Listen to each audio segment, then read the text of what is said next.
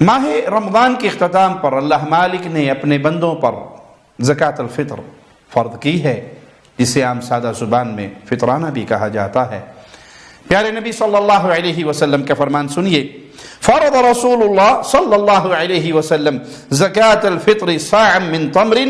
او صاعا من شعیر علی العبد والحر والذکر والانثى والصغیر والکبیر من المسلمین۔ نبی کریم صلی اللہ علیہ وسلم نے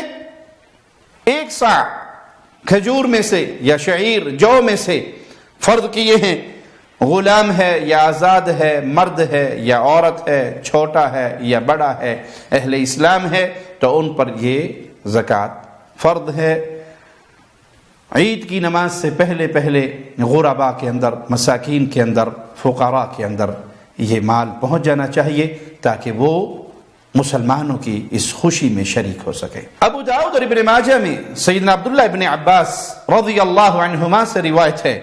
فرماتے ہیں فرض رسول اللہ صلی اللہ علیہ وسلم زکوٰۃ الفطر طہرۃ للصائم من اللغو والرفث۔ نبی کریم صلی اللہ علیہ وسلم نے روزے داروں کو لغو اور بیہودہ باتوں سے پاک کرنے اور مساکین کو کھانا کھلانے کے لیے ان پہ زکوٰۃ الفطر فرض کیا۔ فمن اداها قبل الصلاة فهي زکوٰۃ مقبولہ، جس نے عید کی نماز سے پہلے یہ زکوٰۃ الفطر، یہ فطرانہ ادا کر دیا تو اس نے اس فرض کو ادا کر دیا جو اس کے اوپر اللہ مالک کی طرف سے کیا گیا۔ ومن اداها بعد الصلاة فهي صدقۃ من الصدقات، اور جو عید کی نماز سے پہلے غریب و فقیروں کے اندر یہ چیز نہیں پہنچا سکا، نہیں نکال سکا، بلکہ عید کی نماز کے بعد نکالا، تو یہ عام صدقہ و خیرات میں سے صدقہ و خیرات ہے۔ بعض لوگ بجائے یہ چیزیں جو رسول اللہ صلی اللہ علیہ وسلم نے بیان فرمائی ہیں، وہ شعیر ہو یا کھجور ہو یا گندم ہو یا چاول، جو آپ کھاتے ہیں، جو آپ کی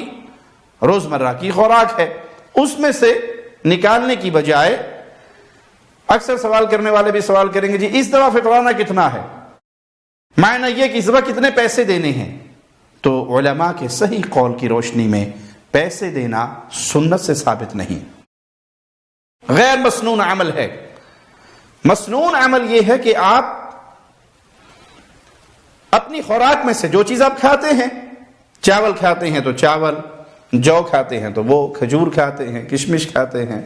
جو چیز آپ کی خوراک میں سے اچھی چیز، اس کو نکالیے اور وہ غرباء اور فقراء تک پہنچائیے۔ پیسے دینا نبی کریم صلی اللہ علیہ وسلم کی احادیث کے مطابق